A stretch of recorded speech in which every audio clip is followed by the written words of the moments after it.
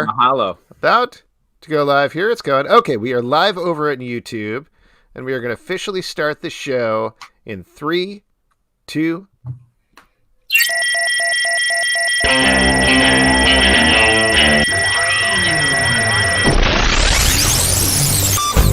What is up, everybody? Welcome to the Comic Book Club. I'm Alex. I'm Justin. I'm Pete. And this is our final show of 2020. We are finally wrapping it up. Keep doing more 2020 shows. Oh, we're going to do a couple more? It may be 2021, but we're going to be doing 2020 shows from here on out. Okay, that seems like kind of a bad idea. I got to be honest. Oh, okay. It feels the same. It feels 2020. Sure. Justin, you're coming in pretty hot. You just drove down from Canada. That's why you got the Labatt Blue? Basically, Canada. These are fresh out of the snow. When I put them in the car, it was a 7-hour drive. It was one hell of a trip. I literally ran in the house and turned on the laptop. That's how you I love the fact that you were driving your kids with a fresh case of Labatt. That seems safe. I finished most of them on the way, so it was good. I didn't have to carry them all the way. Yeah. Put them on the kids' lap. Guys, we have a crazy packed show for you. We have multiple guests talking about their favorite stuff, their best stuff of the year, as well as, of course, the regular stuff they do, and we'll have them on in a moment. Also, a little later in the show, we're going to reveal our best comics of the year. Okay, it's a controversial thing that we're not going to get into now. We had maybe a little argument while Justin was on the road. Not a big deal. We'll get to it. We'll talk about it later. Everybody's chill. Everybody's copacetic. It was a blast. It was a blast to drive and argue about comics in front of my family. Yeah. Did you turn around at any point and you're like, this is what I do every Tuesday? Yes, and my kids were like, boo. First word, boo. So yeah, that should be fun.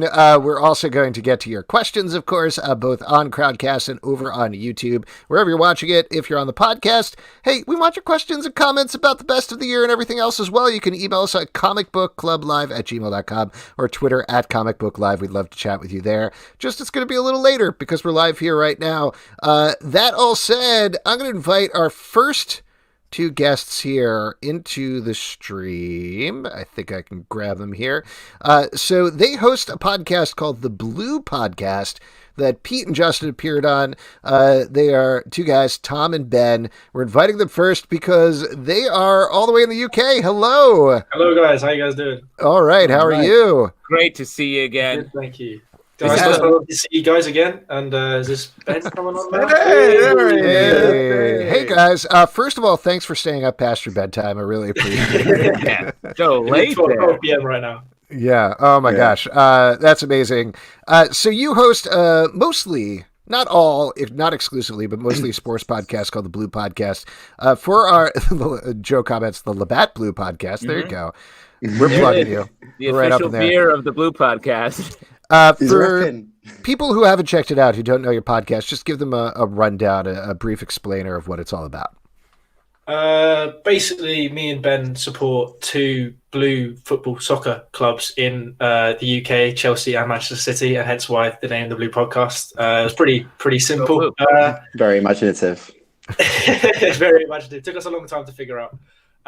We basically talk mostly football/soccer, depending on which country you're in, most weeks. But then we've kind of wanted to branch out into, as example, we had you guys on for the comics because my passion is a bit of comics, and then we also do F1 and some rugby stuff as well, just to kind of keep the market broad, as so to say. But you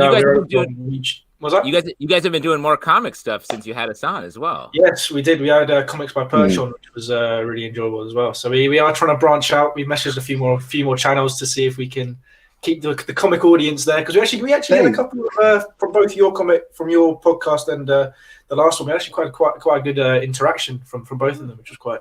Eduardo just said Man City and Chelsea are gross. I can't believe that. Yeah. Eduardo is not a fan. Yeah. I'm so glad we could give you guys the patented comic book club bump. That's nice to hear. Now, I do have a question for you. That maybe this is an insulting question, but I couldn't do it. Somebody on Twitter was like, "Oh, I'm very excited to hear you pronounce their full names on the podcast." How do you pronounce your names? Could you guys pronounce your names for me? I think Ben should go first because it is more confusing. Yeah. Right. So I'm of Italian descent. So it's Ben Ciufo Green. So CI in Italian is Che. So that's why. Okay. I'm doing this whilst I'm saying it. Yeah, it's good. You can have us here. You got some sauce cooking right down here. I didn't even need to do this. Don't be an asshole. My body just started doing this. Yeah. I'm also into F1 racing now too. Yeah. Hey. And Tom, what about you? Tom McClsve. No idea really where I come from. Let's be honest. I think it's England. I think the name is either Northern Irish or Scottish descent. It varies. I've tried to look into it, but unless you pay money, you can't really find out. So I haven't done that yet. All right. Well, let's talk about your favorite stuff of the years. You guys set this in advance. Ben, you have a thing. I'll be honest. I don't really understand what it's about. So please explain it for me. I mean, Alex is a little bit he doesn't know much outside of his little rectangle there. That's literally. Yeah. I mean, I have a little bit more of a thought about this since because Tom asked me and I was like, I can't think of anything. So this was kind of it's not a moment that stands out, but it's just the only thing I could think of. But City won one of the domestic trophies in England pre-lockdown, actually. It's since then I've kind of changed what I thought, and it probably was not even news in America, but City were. Do you know what the Champions League is? Well, we watched Ted Lasso. A lot of Ted Lasso. Right. So City were banned. Right. City were banned from this competition. And they overturned that ban, which was quite key because we would have lost loads of players. Yeah. And financially it would have been awful, basically. So that's probably a bit more of a key moment because I don't think people realize how monumental that would have been if we hadn't have overturned it. Well, that's what's was so interesting about the way that football's structured over there. I wish American football had that same structure because it would just make it just the falling up and down through those ranks is such a big thing. And to be able to see that rather than like so many games, it's like, well, this team is like so good, like the Bills, or this team is so bad, like the Giants. Like you don't even need to see that. You know what I'm talking about? That's very interesting because actually the most worth trophy to win in Europe is actually winning the promotion spot in the second league in England. So actually getting promoted into the Premier League, which is the first division in England in terms of football, is actually the most lucrative trophy to win, which is kind of because it's because the Premier League's TV rights and everything is so lucrative. So much money. The contract is like billions and billions and billions. So if you get promotion into the Premier League, you're laughing basically. You're like, right, here comes the money. Basically. Here comes the money. Yeah. So See, Justin, it's good that we don't do that over here because the Bills would be in such a low-level league that they wouldn't be able to get out of it. So this is our year. That's our motto at the Buffalo organization. This is our year. This is great. I love this. I have no idea what any of you are talking about. I will say, Alex, you look like you washed up on an island talking about sports. and I don't know. No, man, I like the beard. Thank Castaway. Tom, let's go over to you. You have a couple of things. I don't know if you were being nice to us about this, but you were saying that you do have some comic book stuff that was a highlight of this year for you. I'm the comic book fan and has been. Yeah, I am a comic book fan. I just, I think I actually haven't finished a comic book series this year. So I did say X-Men, X of Swords, but I'm actually only at the point where they haven't actually quite completed that. Spoilers, that circle of swordsman. I'm actually at that point, but I've really enjoyed it, obviously, to that point. Trying not to spoil anything. You got I'm a DC fan as well, so this is quite big for me to say this. That it's a Marvel comic book series. But I've enjoyed it so far. I thought that was a good one for me. And also, you were saying that your favorite movie of the year was Tenet, which mostly people didn't get to see over here at all because our theaters were closed. But what'd you like about it? What'd you enjoy about it? Just no spoilers. That's what. But the confusingness of it. It's a typical Christopher Nolan movie, and also to be fair, when you think of movies this year, there's not very many that there weren't very many. So, and I haven't seen Wonder Woman 1984. 84. Yeah, I haven't seen that one. It's not been received that well, has it? Has it not? Yeah, we just put up a review video on YouTube and as a podcast which people can check out. I think we were pretty evenly mixed. I think I was a little more negative. Pete was actually in the middle, and Justin was very positive about that. Is that right? Who saw It was that a weird change. Weird twist. You guys were wearing Wonder Woman shirts and you didn't like the movie, and I was wearing a regular person shirt, and I did. Let me ask you though, on X of Swords, Tom. There's a bunch of like Captain Britain stuff. How does Captain Britain resonate with people who actually live in the UK?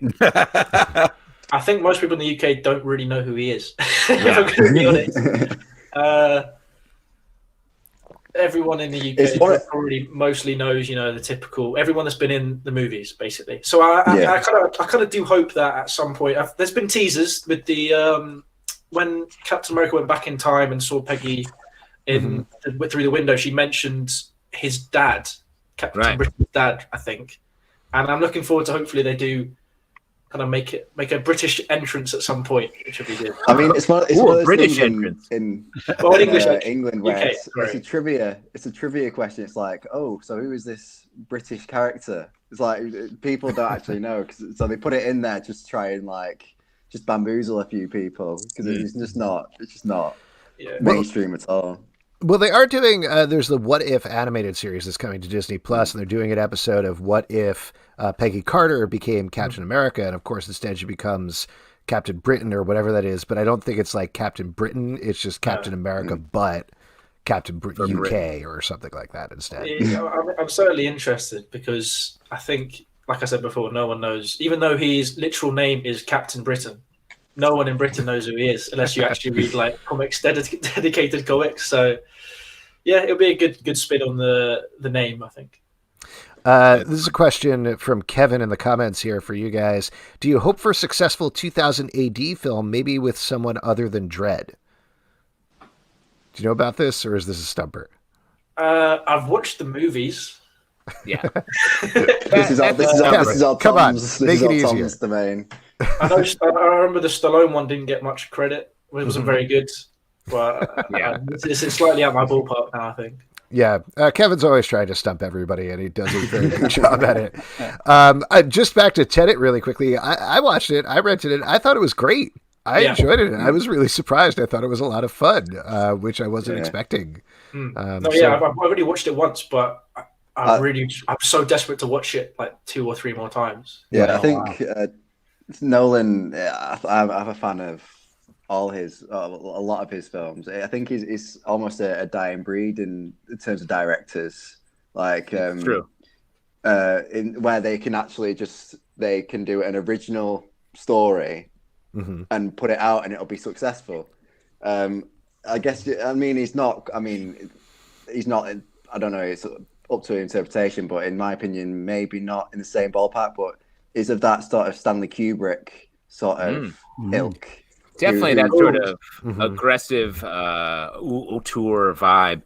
But I feel like you want to see that movie. I feel like every Christopher Nolan movie, when you finish it, you're like, wow, I really like that. And he's like, you just watched it 3 times. You didn't even realize it. Guys, before we let you go here, because I know it is pretty late where you are, this is a terrible question to ask given the year that everybody had, but is there anything you're looking forward to in 2021, either pop culture wise or sports wise or anything like that? We filmed our New Year's special before this, and that was a tough question I asked as well.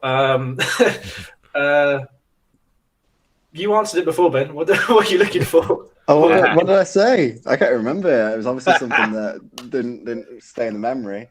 Well, let me while you think about that, let me ask you another question. For people who aren't into British soccer, let's just call it soccer, or F1 racing, any of the sports you guys cover, what is the access point? What's an entry point for people to get into it? I can. You want to answer for the football, and I'll answer I'll answer for football. You answer for one. Football. That's hard because obviously I've followed it my entire life from birth. Football. I'm trying to think of it. So actually, one of my mates who's actually going to appear on our New Year's special coming out on the 31st. Yeah, that's when New Year's is. That checks out. Just little things. But he only started to watch football, soccer. Sorry, when we were about 16, 17, and I made him a fan of my football club. I'd say you have to experience it. I think it's the same with American football. You have to experience it in person. You have to go to a game, and that's when you get that magic. I'd love to go to a game. I'd say that's the best experience. Trying to find a club that you agree with in how they do things, which is very difficult considering a lot of clubs are very dodgy. But yeah, I'd say that's kind of the best route to go to a game is the best thing. Great answer. Which is difficult at the moment. It's very difficult. My biggest problem with sports is all the crossovers and continuity. It's like, how do you get into it? How does it start? It's just too confusing. It's mostly crossovers. Honestly, the standalone issues are horrible. All right, since I think pop culture is putting you on the spot too much, New Year's plans. What are you going to do in New Year's? What's stay home? Just kind of stay in this year. I'm going to my girlfriend's house for New Year's, but I shouldn't be. But don't die, bro. Don't kill us all. Yeah, I'm sure the government are watching this, hopefully. So yeah, go to. They always tune in all the time. Yeah, the British government. We get a lot. The Queen watches. Mm-hmm.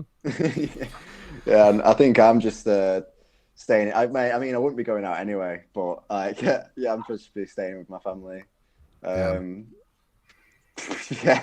No, I think that's pretty much everybody. I'll nix these questions for the next interview. You guys. Where should people check out the Blue Podcast? Check us out on YouTube, the Blue Podcast, Instagram at Blue Podcast 1, and Twitter is the same handle. I just saw someone say Lampard's a terrible manager. That hurts me personally. Eduardo's really guy. Pulisic deserves better. No, he's at the best club in London. That's what I'm saying. I've seen some Messi to City comments as well. That's promising. I love trash talk. Surprising amount of soccer fans in your comments. I'm enjoying it. Yeah. I love trash talk that I don't quite understand. But I'm a connoisseur of it. Yeah. Guys, thank you so much for coming on. Good luck out there. Happy New Year. Hopefully we'll talk soon. Great to see you guys again. We had a blast on your podcast, guys. So definitely anybody listening, check it out. It's super fun. Yeah. Thank you. All right. Thank you very much. Take care. All right, there we go. Once again, Tom and Ben from the Blue Podcast. As they mentioned, you can check it out on YouTube and other places where fine podcasts are sold. Let's go ahead and welcome our next guest into the podcast here. He's a comedian. He has a new special on Prime Video. His name's Keith Lowell Jensen. It's called Keith Lowell Jensen's Not for Rehire. He also has a podcast as well called Keith Lowell Jensen Presents the Keith Lowell Jensen Show with Keith Lowell Jensen. Yes, get that branding out there. Name. Ladies and gentlemen, Keith Lowell Jensen. There we go. Okay. The crowd goes wild. How you guys? Hey, Keith, thanks so much for coming on. How are you doing? Good. You have a theme going because a lot of people don't know this, but I used to play soccer. Oh, there we go. At what level? AYSO. Congratulations. Yeah, I was good. I was on a team called the Yellow Kickers, and we won a game once, and because the other team didn't show up. Yeah, but we got. Oh, there you go. That's one of those single issues. Yeah, when they didn't show up. One shot. We did get the pizza party that we'd been promised. If we ever won a game, we'd get a pizza party. And then the parents were like, to promise your kids a pizza party and then they never earn it. Like it's the adults were like, should we give it to them anyway? And then we got this forfeit win, and so they were like, all right, we're doing the pizza. Yeah, That was it. That was my soccer career. Amazing. Now, Keith, you, correct me if I'm wrong about this, but stand-up isn't mostly happening right now. So because of that, that's why I'm talking to you. Exactly. Yeah, pretty much. So you started this podcast, and you've had a mix of guests. You've had comedians, you've had other people, but you've also had some comic book guests as well, including one of our faves here on the show, Jeffrey Brown. Talk about the podcast. Yes. Love Jeffrey Brown. Nice. So good. So what's the podcast like? Again, kind of like lay in just generally what it's about for folks.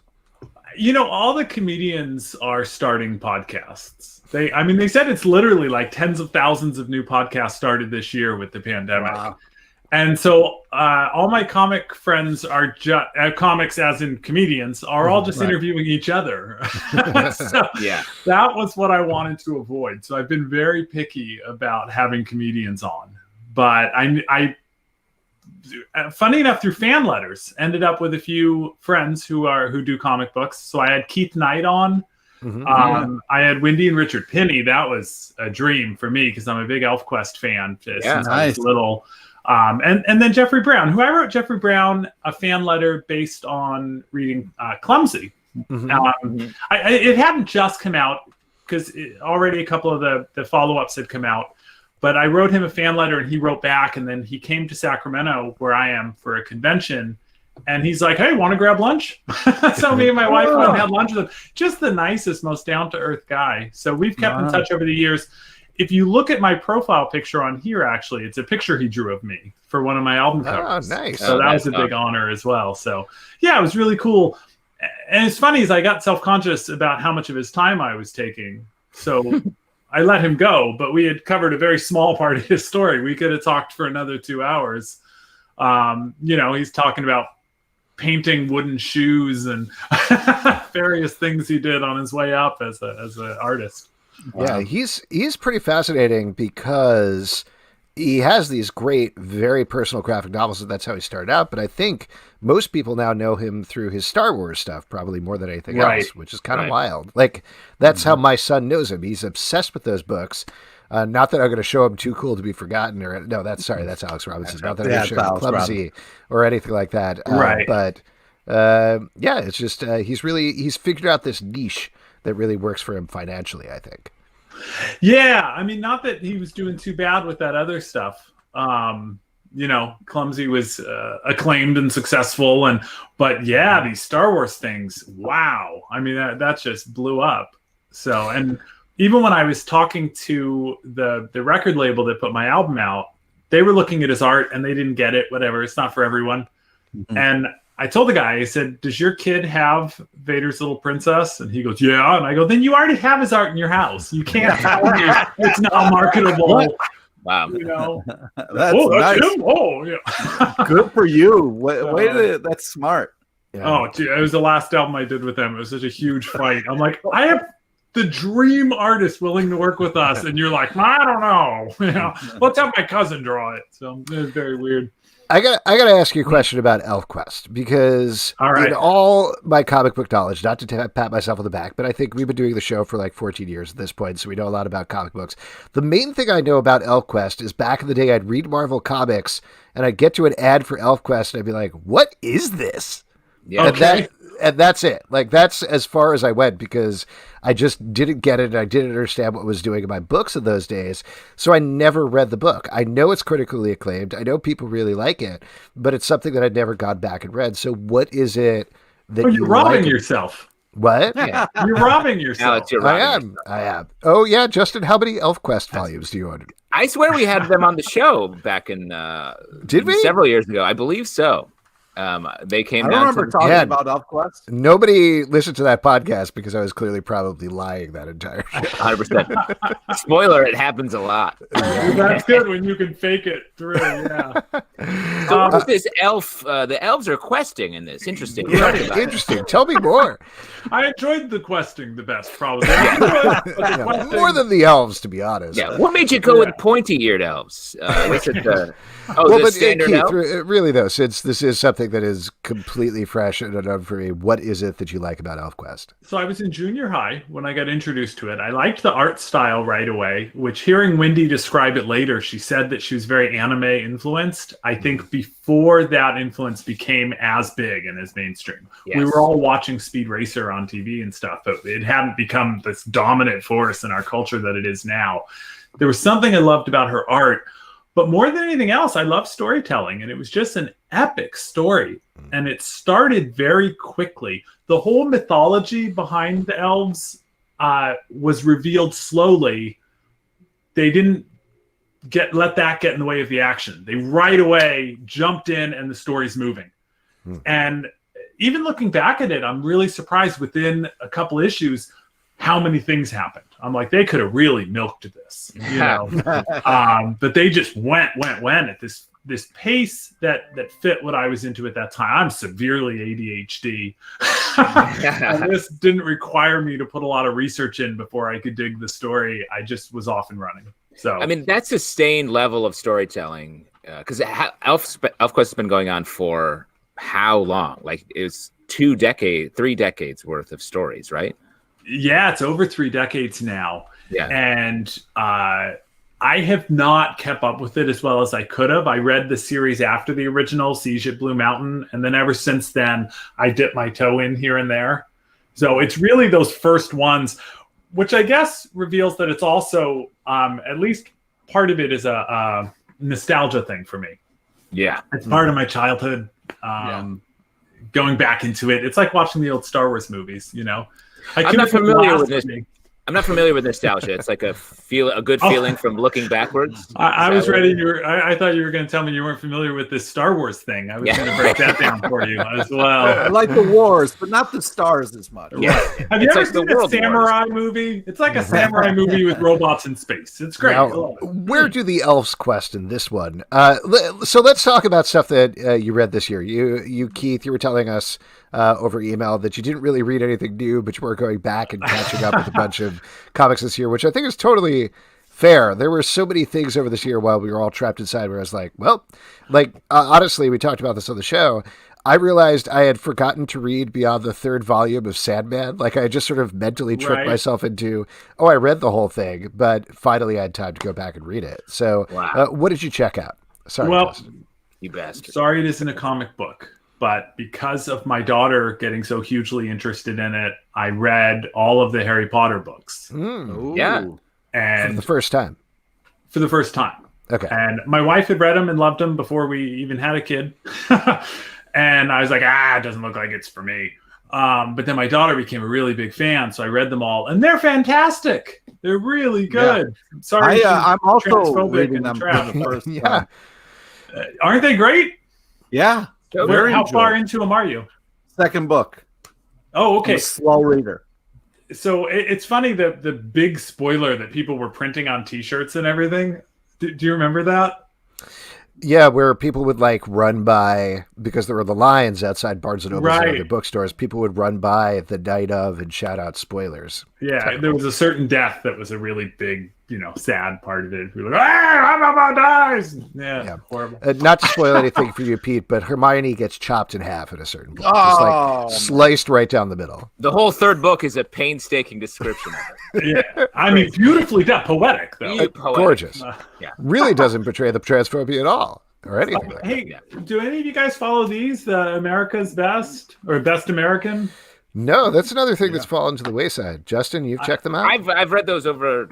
I don't think I read that one, but I've read those over the years. Yeah, I missed 2018. So for Christmas this year, I got 2018, and then I got 2019. I generally get one every year for Christmas. I have since volume 1, which I've been with my wife a long time. Well, this is you're up to the 2019th volume, right? Is what you're saying? Yeah. Okay. Yeah, they're up to 2019. There's not 2019 of them. No. Is that okay. the year? Right. One of those was stuffed into the manger with Jesus when he was born. Indeed. Comics! Gold, frankincense, myrrh, and a little bit of comics is what they brought. That would have been the only present that made sense out of the frankincense, gold, and myrrh. Babies love that stuff. I love a little myrrh right on the edge of my, like, I have a steak, a little myrrh on the side. Yeah. Good stuff. What plug what's coming up on your podcast? Obviously, we can go back. We can listen to the Jeffrey Brown one. We can listen to the ElfQuest folks one and other things. But what's coming up for you in the new year?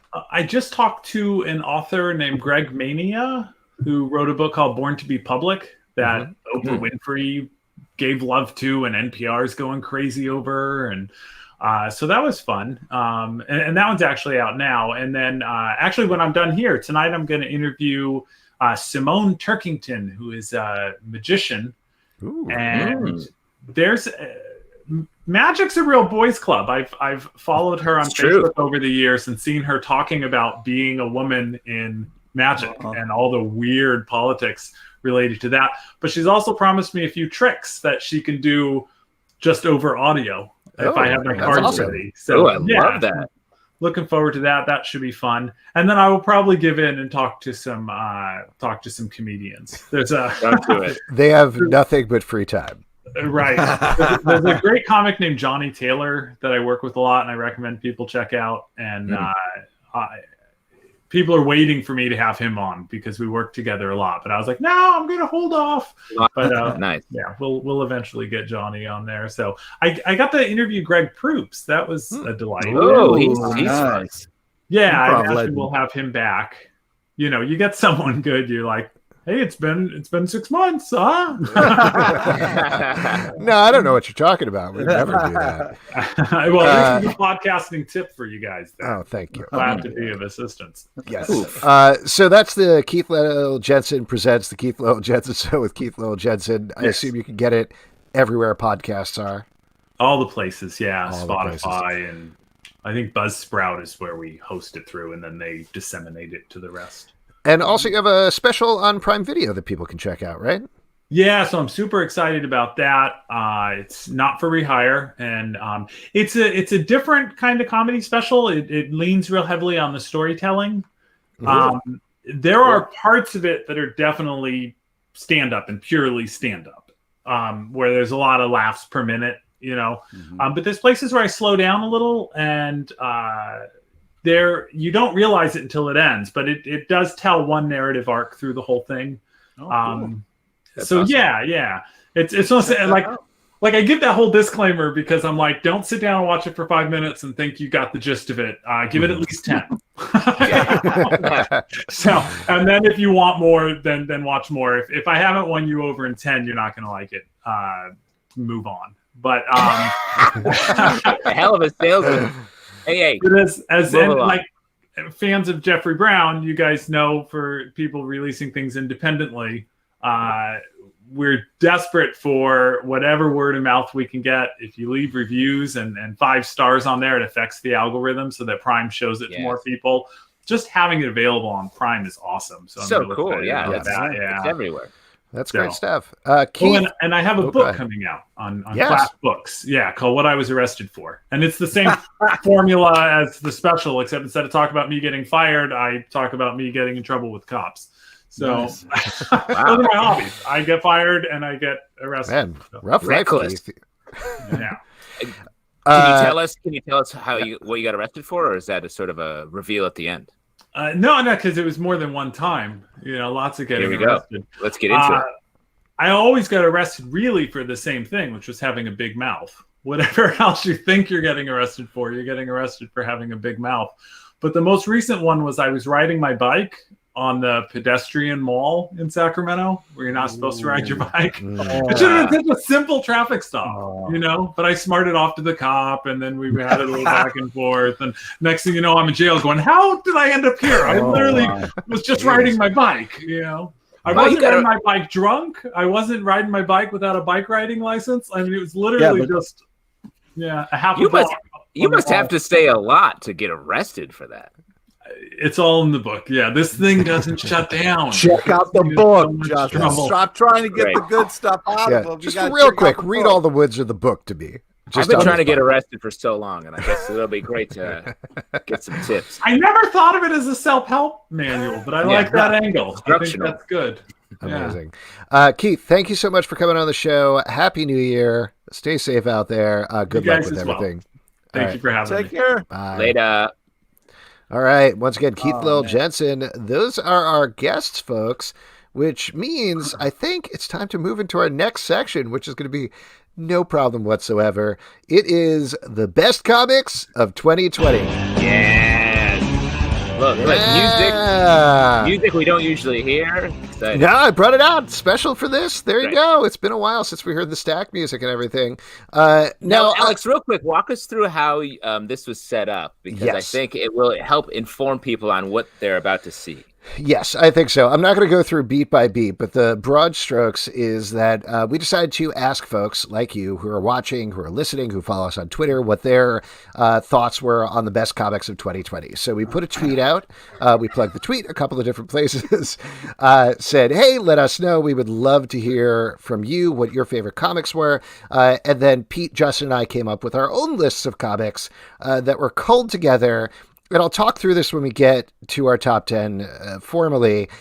We kind of made it our picks, but then also tried to weight them a little bit based on the amount of suggestions and the strength of suggestions on Twitter as well. So those factored in a little bit because we thought that was important. You guys are as much a part of the show as we are. I love that message. It's a real people's list. Only a true psychopath would disagree with this format and the findings that we made. Well, to be fair, I got an to email, yourself. Go on. Fair to yourself. And way to take the cue when I said a true psychopath. You were like, well, this is where So, it was like, okay, let's do a list. We've done this before. We've been doing this show for a long time. Yeah. And one of the things that I enjoy about the lists is I get to hear what you guys thought were the best. And then we go back and forth about that. And then, Zal said in his email, well, I want to put this up here because we got some people on Twitter who really like this book. And I was like, oh, that's great. Why don't you have them on the show then? If you care so much about their opinion, let's really kind of like put this out there. You did not say that. No, I didn't. No, you sent me an email with so many fucks in it. I think my spam filter caught. Yeah, I don't. Also, the top 10 list you sent over, Pete, was like 17 titles long. Yeah. And I was like, hey, all I need from you guys, just send me a list of like your top 10 just ranked. And you were like, no, fuck you. Here's 17 things unranked. 17 things, because there were so many great books that came out. It's hard to say, oh, no, you weren't good. There was great stuff. So I had like a 10 and then some shout outs, and maybe it was 11. So here's what we're going to do without spending too much time on the process of putting this together, which or how much of a psycho Pete is, Yeah, which we've definitely already done. We've already covered. And we should mention, like, the little asterisk here is that we did finally figure it out. We all hopped on the phone while Justin was on the side of the road changing his kid's diaper to figure out this top 10 list for all of you. But we're also going to do some individual shout outs, things that didn't necessarily make the list that we wanted to call out anyway. Should we do those first, or maybe we'll do those after as like also these are some honorable mentions? Let's do them at the end. Okay, that sounds good. So here we go, folks. This is Comic Book Club's no, this is not our best list. Of 2020. Yeah, here we go. This. All right, so the best of 2020, we're going to count through. I'm not associated with this list. This is Zalvin ridiculous. Picking random shit. This definitely is not. This definitely is not. Pete. All right, Pete. Alan Moore, take your name off this fucking list. Yeah. Yes. So this is me and Justin, and Pete is doing something else in the meantime. Yeah. Here we go. So coming in at number 10, we've got Once and Future from Boom Studios, written by Kieron Gillen, art by Dan Mora. What are you saying, Pete? What are you? It's bullshit. It should be higher than 10. Okay, but it's on the list of 10. So let's talk about what we liked about the book, because I think this is a really good book that you've been a big fan of, right, Pete? Yes. It's really creative. It's a fun thing that we've seen a ton of. It's a really interesting, cool take on these characters that we know so well. Plus, this grandma there holding the giant sword is a badass. Okay, this guy here who looks like he's a fucking like a superhero anime type dude is a wimp, and she's the one who whoops butt, and he's the one who's like, hey, Glaben, oh grandma, what are you doing? So it's a fun role reversal, and it's also nice to see just like somebody in their element and then trying to kind of like catch somebody up who's kind of new to how grandma rolls. And it's just, she's very casual and laid back with how she fights these legendary monsters. And it's fun to kind of have this fish out of water where the younger gentleman who is in great shape is like, I'm scared. But really fun, creative storytelling, a lot of action. The art's unbelievable. It's really just one of those, like, from the first issue, grabs you and never lets you go. Yeah, agree. This is a future TV series, just really well done, top to bottom. Gillen. Yeah, I don't know if I mentioned this. Written by Kieron Gillen, art by Dan Mora. Just great book. And we talked to Kieron Gillen about this earlier in the year on the podcast. And yes, great interview. Great interview. Great guy. This is clearly his just fun, big action book. It's a lot of fun. And if you haven't picked it up, I believe there's 2 volumes with 3rd on the way at this point. So good stuff. Let's move to the next one. Number 9, Excellence. From Image Comics, written by Brandon Thomas, art by Khary Randolph. I love this book. I think this book is so phenomenal. There's so many books about magic on the stands. And as a note, because of the weird schedule, there are only 3 issues released this year. But each issue is so specific in the way that it embraces this world, this fight for the control of magic in the world. Yeah. We were just talking about Harry Potter, and I think in a post-Harry Potter world, it's very difficult to create a fresh, new, magical world that embraces some of the same core concepts. But here, it feels exciting. It feels new. One of the things that particularly that they've been kind of simmering in the background that finally comes to the forefront in the issues they released this year is about race, of course, which is definitely one of the goals that they've had the entire time. But it really comes forward here in these issues. They're phenomenal. The art, of course, is great. This book is fantastic, and I'm very excited that hopefully it's going to release on a more regular schedule next year. Plus, it's great. It's not only about race, but it's also about somebody who is fighting a corrupt system, something that has all these bullshit rules in place, and a younger person coming along and being like, yo, fuck all this shit. We've got to do this stuff in a different way that is more inclusive and helps all and not just the few. So there's a lot of layers to this book, but it really is phenomenal, and it's some great storytelling, very powerful stuff. Yeah, super specific, such a well thought out world. Yeah. All right, let's go to number 8. Number 8 is Superman Smashes the Klan from DC Comics, written by Luen Yang, art by Gurihiru. This is another guest that we had on right at the beginning of the pandemic. I think it was one of our first or second virtual guests that we had here on the show talking about this book. The 2 issues of it did release in 2019, but it was corrected as a graphic novel this year. And it's great. Pete, I know you like this one a lot. Do you want to talk about it?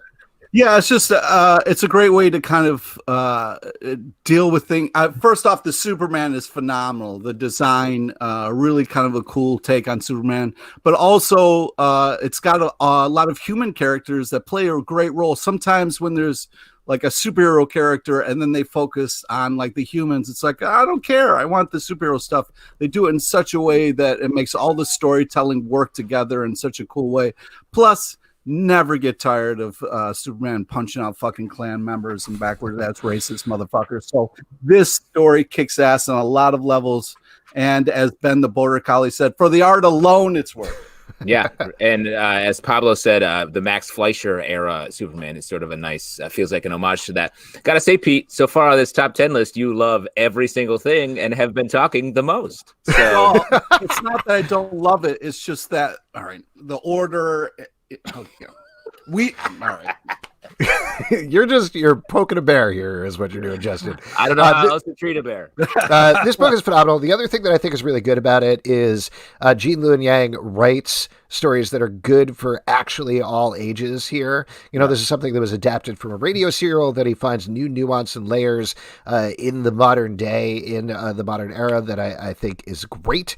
I love that this is as applicable. I hate that this is applicable today as it was back in the day, but I love that he is writing that and putting that out there.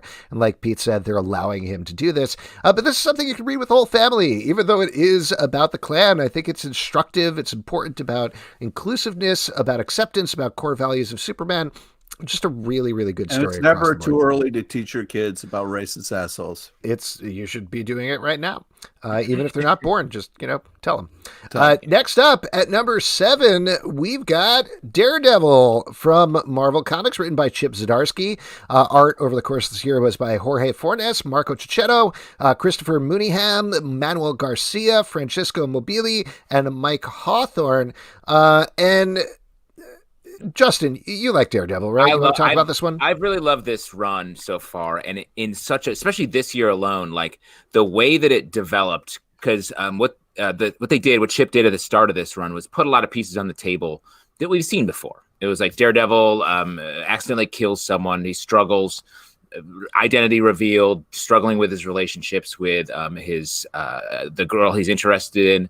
He has an assistant named Foggy that is like around a lot, and what is that character about? I don't remember him at all. He's very sidelined. He's like the dorkest from Sabrina. Okay. No, you went too far. You went too far.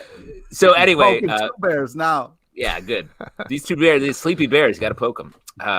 But what I think Chip did so well with this is really started with all these items on the table and very meticulously built the story to just titanic end in the last month and a half, really bringing it together. I really like where it's moving forward, still using the same sort of Daredevil material, but combining it in new and interesting ways. And it's great. Pete, rebuttal? Yeah, it's there's been a lot of great Daredevil runs. Will this be up there? Maybe, maybe not. I don't think this makes my list at all. There was a lot cooler, more interesting stuff before this. I'm sure there'll be great stuff after this, but right now I don't. I will say this is one that a couple of people mentioned on Twitter, which is part of the reason for its inclusion on the list. Also, I think I say this every. Hold on. Yes, I like listening to the people who watch the show, Pete. The other thing that I think you fucking fuck. This is not pandering. It's people support the show. They listen to the show. They have good opinions. I like that. I'm not saying against that, but just because some asshole said something on Twitter doesn't mean you have to put it in your list. Pete hates the fans, just going on record here. Finish your thought. Yes, all I was going to say was the same thing that I pretty much always say about this book, is there's something about Daredevil that drives writers to be their absolute top of their game every single time out of the gate, and that is true with Chip Zdarsky here as well. It really has pushed him very hard, and he's been delivering. I agree with Pete that it'll be interesting to see how this all wraps up, because a lot of a Daredevil run is judged by the end, but he's already in a very good place so far. Yeah, we haven't seen the end yet, and you're already saying it's great. I mean, come on. It's the best thing I've ever seen. It's my favorite run of comics of all time. That's how comics works, Pete. I hate to tell you. No. You never see the end. Number 6. Yeah, this is a Chip flex. Number 6, Strange Adventures from DC Comics, written by Tom King, art by Mitch Gerards and Evan Doc Shaner. It's ridiculous to say, yes, of course, a Tom King book is going to be on the top list. He has been writing insanely amazing stuff across the board. This year alone, he wrote a ton of fantastic books, so I think this is a hard decision. But there's something about Strange Adventures, and particularly his collaboration, I think, with Evan Doc Shaner and Mitch Gerards, splitting the story between maybe what's true of the past, maybe not, with Evan Doc Shaner, and this very dark present where we don't know exactly who to trust, that feels uncomfortable in the right way, digs into Adam Strange, the concept of him, the concept of the characters, doesn't neglect twists or characters, has had some incredible one-shot issues. The Mr. Terrific issue, the first one, is one of the best single issues of the year alone. This book is great. I feel like Tom King, with this book, he does such a great job of churning real-world politics, culture, where our culture is right now, and finding a way to really pin it to a superhero and their backstory, everything in their continuity, and find a way to tell the story in a way that keeps us guessing, because you don't know if Adam Strange is telling the truth, where he's at, has he gone mad over the course of we're learning over the course of the run, and to tell as a two-hander back and forth with Mr. Terrific, it's just he's next level when it comes to building a complex story. Yeah, Pete. Great. Yeah, I think Tom King, I agree. Tom King is an amazing writer. The Mr. Terrific issue was glorious. But we're in the weeds on this. It's so weird right now. We don't know which way it's going to go, how this is all going to end. We're in the weirds. Yeah, I think it's just one of those things where like you guys are just like Tom King's amazing, so we got to put this book in there. Okay, cool. I mean, Tom King is amazing. I think he's a great writer, but we don't know where this book is going yet. It's too. I love this book. This book is at the top of my stack every single month that it comes out. It's the first thing that I want to read. Let's move on. Talk about number 5. This is a gimme. We had to put this on there, but I think it is well worth it, and I'll say why in a second. Lock and Key in Pale Battalions Go from IDW, written by Joe Hill and art guy Gabriel Rodriguez. The short thing I'll say here about this 3-issue miniseries, which started as a very simple tee-up for Hell and Gone, the Sandman crossover, and expanded over time, is there's... Even though, as a podcast, we are in the tank for Lock and Key, I think there's still so many ways this could have gone wrong, and not necessarily with Gabriel Rodriguez's art. We think he's great. Joe Hill is great as a writer, but doing a sequel to something that is near perfect like Lock and Key is a very dicey proposition. And the thing that they've done wonderfully here is tell a story that takes place in the world, but expands on it and also feels like an inherently different story and stands on its own. And that's what I think has made this miniseries worth it, and why, beyond everything else, I was more than happy to put it at number 5 here on the list. I agree completely. It's like colder and darker than the original series, and it feels perfectly part of the universe while still breaking new ground. Yeah, I mean, it's hard because we are so hardcore fans of Lock and Key, so it's kind of like I feel a little bad for putting this on there, but it is really just... The art and storytelling is such next level. Like, even when it's these things that are like so weird and so out of time, it's just it's remarkable what they're able to do. Gabriel Rodriguez and Joe Hill are just such an amazing team together that it's... I don't care what they're I mean, if you would have said to me, hey, do you want to read a book about Nazis? No, I do not. But here I am loving this fucking story. Well, once again, I have to remind you that it takes place during World War I. Yeah. You do this a lot. It's World War I. It's Germans, but it's not Nazis. And let me say, Pete, congrats on your second... Are you defending Nazis right now, Zelvin? Like, you also do this every time that I bring up World War I. Wasn't fighting Nazis. Congrats on same shit, and I will stop saying this. Congrats on your second cameo as the thing that the little girl's holding in this image here. I wish. Great book. Let's move on to our number 4 pick, which is Far Sector from DC Comics, written by N.K. Jemisin, art by Jamal Campbell. We have talked about, I think, every single issue of this Green Lantern book.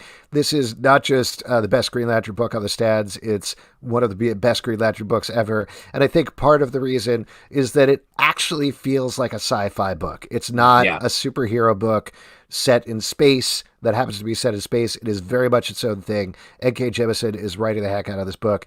And also, not for nothing, but Jamal Campbell is drawing a gorgeous, fully fleshed out world at the same time. I love it. It's like deep sci-fi, the way that the book just continually defines every aspect of the culture here while still having like a mystery, an adventure, and just fun dialogue that I think is maybe the hardest thing to do in comics, in anything, and you still get it here. It's so good. I don't like Green Lantern, and I love this book. That's how impressive it is. It really feels like something different. The art really brings it to this otherworldly thing. It is just beautiful. The stories are just so well thought out and like so crazy. It really feels like you're in this other world, and it sucks you right in. I'm always impressed with what the issues that come out. It's just really been fun to kind of discover this fantastic book. Yeah, great book. Let's move on to our totally non-controversial. I don't think we need to spend a lot of time discussing this. Third pick, the X-Men line of books, coming in at number 3. This is. Oh, you're just going to say X-Men? Well, so here's the thing. We talked about this, and a bunch of people said this on Twitter.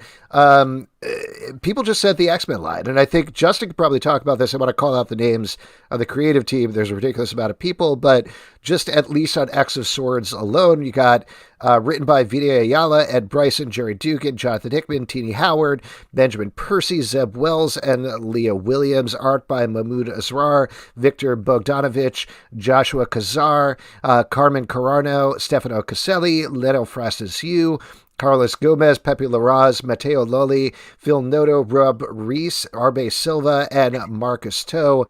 So very big teams, lots of people working on this. But Justin, before we get into the screaming match, you want to talk about why you think this deserves to be on the list and so high?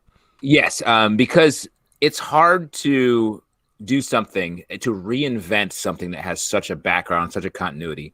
And Jonathan Hickman sort of got that ball rolling. And that was last year with the books that launched this era of the X-Men.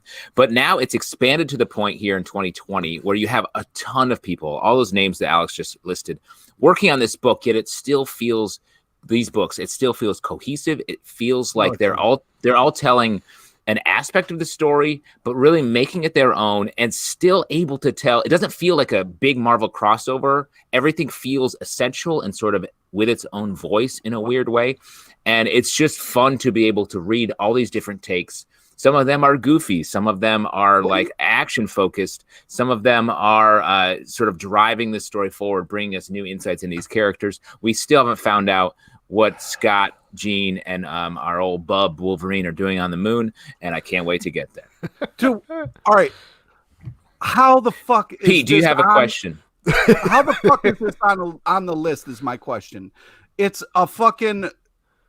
They went to Fuck Island. They don't fucking care about us anymore. They're just out there fucking each other on some island and playing some stupid... Hold on. I don't want to interrupt your rant or anything. They are also fucking on the moon. Go ahead. Okay, thank you.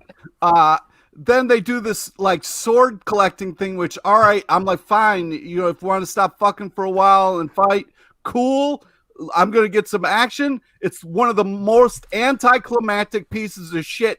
They spend like 8 issues collecting swords, then like a half an issue with maybe fights. It's mainly mind game bullshit. There's a drinking game, which I kind of appreciate, but not right now. This is not the time for it. To be fair, Pete, you've been collecting comics for many years, and I haven't seen any fight you've been. Yeah, you haven't even taken them out of their sheath or anything. So, and you do a lot of drinking games. I cannot disagree with this more. This was such a weird side tangent. Hey, you know what? If Marvel wants to like try to be like, hey, you know what? We're going to try different things. We're going to do different things. Good for you. But I'm not going to sit there and be cool with everybody fucking leaving us to go fuck around for a little bit. It's like a weird episode of The Boys that you guys are really into. It's amazing how much you say Fuck Island when there's very little sex in any of these books. Well, I'm saying they're fucking off on an island. It's like a baseball issue where they all sit around with their shirts off and play baseball for a whole issue. I don't want to see that. That doesn't move anything forward. They have a shitty council that doesn't make any fucking sense. Love it. This is the most I've been into the X-Men in a very long time. It feels fresh. It feels weird. It feels new. I don't know what's going to happen on an issue by issue basis. And part of the reason I think it's good to do the full line here is, like Justin said, it's all coordinating. And I understand what Pete's saying, and I respect your opinion, Pete. But really, X of Swords was my favorite crossover I've read in a really long time. For a large part because it was structured and coordinated in a very different way from the majority of the events that we're reading at Marvel and DC. It felt different. It felt new. It felt exciting. I didn't know what was going to happen next. The art is great across the board. The writing is exciting. Is it perfect? No, not in, 5, 6, 10 titles, however they may have now. That's not going to happen, but it's still, there's enough of a good ratio there that I keep coming back and I really want to read everything that's being put out. And we read a lot of comics. There's a lot of comics that we read out of obligation. For me, right now, the X-Men stories are not one of those. Oh, it's definitely one for me. And I can call it Fuck Island because there was literally an issue where the island went to go fuck another island. So fuck you, man. We've seen more island fucking than we have seen regular fucking. And I think most important, just to bring this back, I know there's a little bit of fighting here. The thing I think we can all agree on is this has been a wonderful time to be a Cypher fan. Doug Ramsey has really come into his own here as not just the most important character in the X-Men side of the universe, but the most important character in the Marvel universe in toto. And that's a wonderful thing to see. I know the fans, Cypher heads, are all very excited. We've all been practicing our linguistics, and it's just great. Yes. It's a real cipher lenium we're all living in. All right, that out of the way, why don't we move on to our number 2 pick, which not only have we been into over the course of the year, but this was easily the most suggested thing that we got on Twitter. Immortal Hulk from Marvel Comics. This is written by Al Ewing. Mostly the art has been by Joe Bennett, but also Javier Rodriguez, Nicholas Patera, Butch Goose, and Mike Hawthorne. Yeah, I definitely thought this would be fun to just put up for... Jesus Christ. If you're listening to the audio podcast, there's just like a nice picture of the Hulk, just like he's it's like sitting, 18 Hulks stuck in. It's so creepy. Oh man, this is me after I have a McRib, right, Pete? Oh my God. Don't podcast spoiling it. Don't spoil the McRib podcast we're doing. Chilling podcast of Sabrina is coming back December 31st. Check it out for all your good McRib content. Immortal Hulk. Let's talk about this one. Yeah. Can you imagine given the task of like, hey, do a Hulk that is somehow different than what we've seen before, while still employing all of the characters and continuity that you've seen. And this book just, every issue, there's something horrifying to look at. There's something horrifying that happens. And you're still like, I don't quite know where this is going, where Bruce Banner is. Like literally, we don't know where he is right now.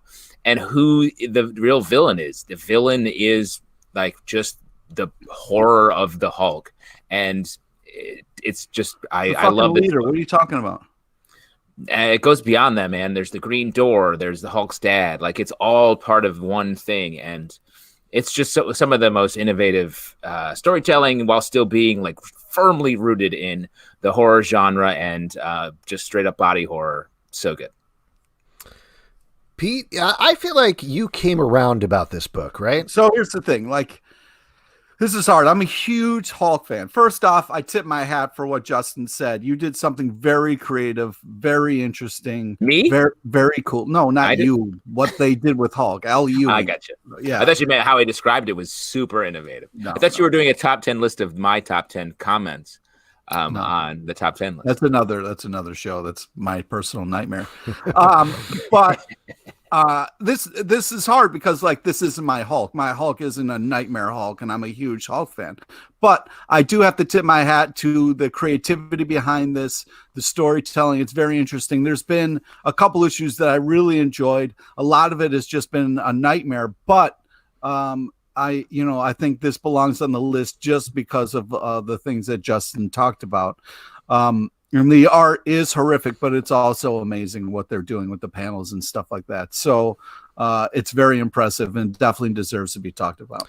Yeah, Joe Bennett's art and the way that he designs these characters, as you can see in this picture, or thinking of Rick a little bit, the sort of bent over, horrifying Rick that showed up, just terrifying, absolutely terrifying images that I would never expect to see in a Marvel comic. But beyond that, like you said, Justin, just the fact of the knowledge that Al Ewing has of Hulk history and layers throughout here, while still making it, somebody mentions this in the comics, I think it's kind of skipped by, so I don't know who said it, so I apologize, but just the fact that like it's accessible but also deeply steeped in Hulk history at the same time is an insanely impressive feat. We haven't seen anything like this, and this is something that also, to Marvel's credit, feels like a limited story. It's going to wrap up at some point, so it's not, here's the status quo going forward, and I think that's allowed Al Ewing and company to make some really, really big swings with this book that have really paid off. Fantastic book. Great. We're going to get to our number one. We're about to get there. Now, I will mention, after the number one, we're going to go through some honorable mentions. We have a list of other things we talked about. This was really hard to do. There's a lot of titles here that, like, I could feel it in my gut, like, man, I'm sad this is not on the list. I'm sad this is not here, but we did need to make choices. And this is a title that I think all three of us were on board with all year long. It's something that we were obsessed with, something that we really wanted to get behind, something that we were always excited about, always wanted to talk about first. So here it is, our number one comic of the year, Ice Cream Man. X-Men, another round of X-Men. I'm stealing Nat Townsend's joke, but yes. So we will get to some other deserving stuff in a second. But the thing about Ice Cream Man is every single issue is so specific to what it's parodying, what it's commenting on. It's by the way, Image Comics written by W. Maxwell Prince, art by Martin Morazzo and Chris O'Halloran. Martin Morazzo's layouts in particular are phenomenal and terrifying in the right way. Like we were talking about with Immortal Hulk, his designs are also fascinating. And I don't know if we're ever going to get any payoff with the continuity, but what W. Maxwell Prince has layered in with the continuity of these characters, with this horror, brings it beyond a simple Tales from the Crypt style thing and brings it to another level. What I like about the continuity, and I don't need it paid off really, I think it adds an extra level of like, this is stressing me out. An extra level of stress because it's like, what does it all mean? It feels like there's enough breadcrumbs here to mean something, but we can't see the whole picture. And I love that. It adds another level of horror to it. The standalone issues, the stories in each issue are so good. There's so many issues in the middle of this year where they were just playing around with format. There's the issue that was like a palindrome.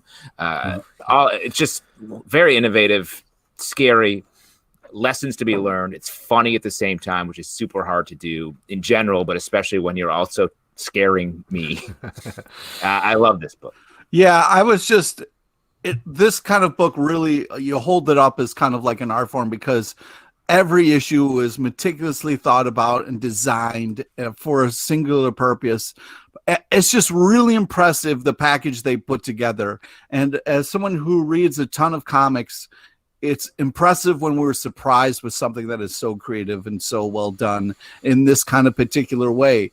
It doesn't make sense, but it does make sense. Like it's just really, really well done and plays on your kind of like fears in this kind of creepy way that also makes for great reading. I don't know how to explain this comic other than to say you've got to try it. You've got to check out at least a couple of issues just to kind of see what this world is. And two other issues that I'll call out. You mentioned the palindrome issue, but they did a Quarantine Comics issue as well that brought in other artists and writers to tackle the world, which was very cool. And we talked about this in the Stack podcast, but the last issue of the year had a surprisingly sweet and positive ending to it. And the fact that they could do that in this otherwise very dark and nihilistic world, I think was really impressive as well. So that are all the reasons why that is our number one of the year.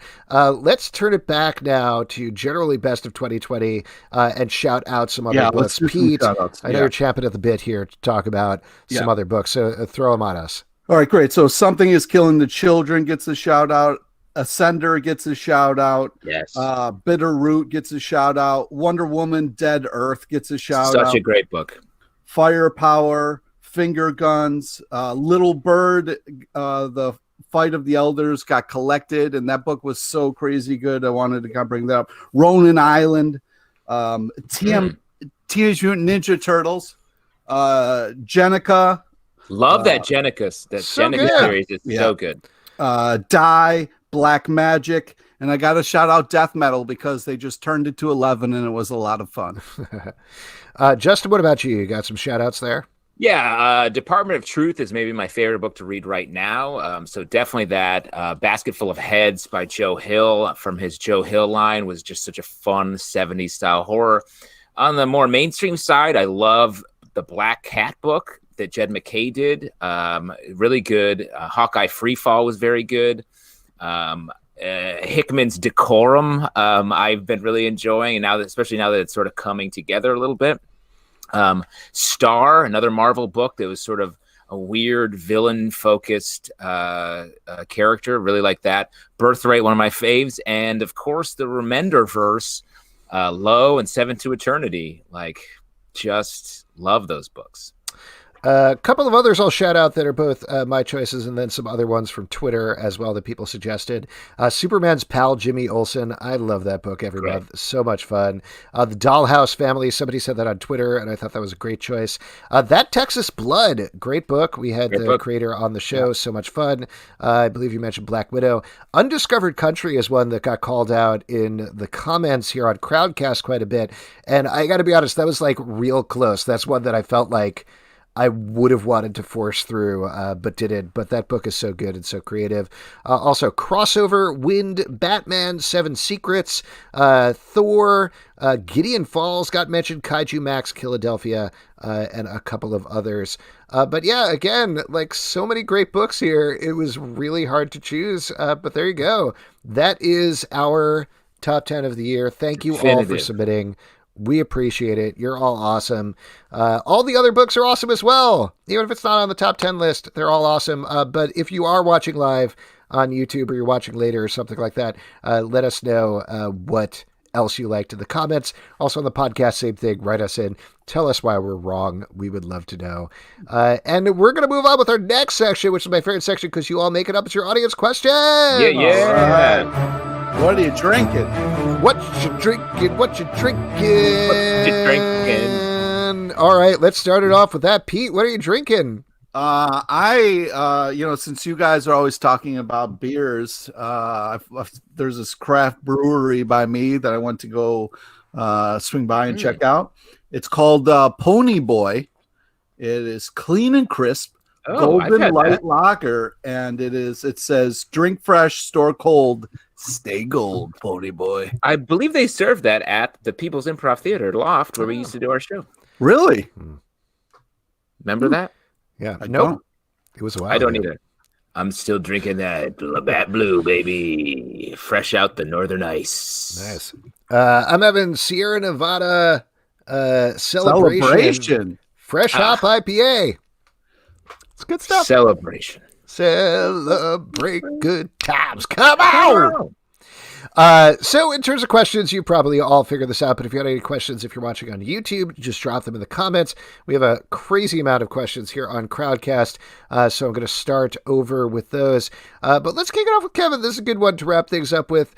What are your favorite moments of the CBC podcast in 2020? I mean, just doing this this video podcast, God, I mean, I don't know what I would have done over the course of this lockdown world. We didn't get to come here and look each other sort of in the eye.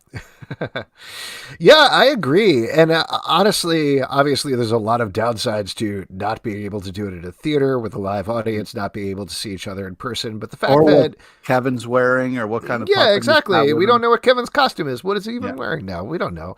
But the fact that we've been able to have on so many other guests that we never would have been able to get before, just because of distance, just because of time, has been great. So that's been a lot of fun. And doing the bonus podcasts as well, like we mentioned earlier in the podcast, but like Kieron, Gillen and others, having them on, calling them at off times, that's been fun as well. Kevin says one nom Justin's quiz. I had a blast doing the Starman quiz. Finally getting that out into the world was great. I think Pete told us a crazy story about all the nicknames of his friends that he has. At some point during the pandemic. Yeah, that was wild. Our semi-annual strange Pete reveal about his life. Yeah, that's always fun. My favorite part is cracking you two fuckers up. So anytime I can. You got me good last week. Last week was good. That was fun. Yeah. We have a couple of related questions here over on YouTube. One a statement. Bandito740 says, "Got to be when Pete left the camera on and left for the last 30 minutes of the podcast." That was great. And Ramsey Hassan says, "Will you guys do live video when you're back in the theater?" I think that's something we have to discuss at some point, right? We haven't really talked about it. Because it's going to be tricky for many reasons. Yes. Pete's in Philadelphia, for example, now. Yeah. Well, yeah, but I mean, I'll take a train in, man. Good man. Crazy. Great. This is from Ben the Border Collie. Can we get a power ranking of Pete's shows? Ted Lasso, Arrow, Punisher, Luke Cage, others.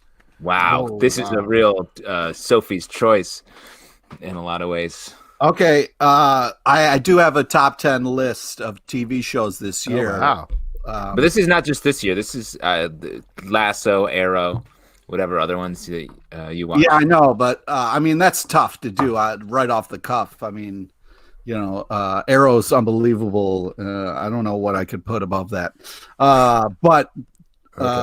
So for me, it goes, I have seen Ted Lasso like I don't know, maybe 8 or 9 times all the way through. Like That's insane.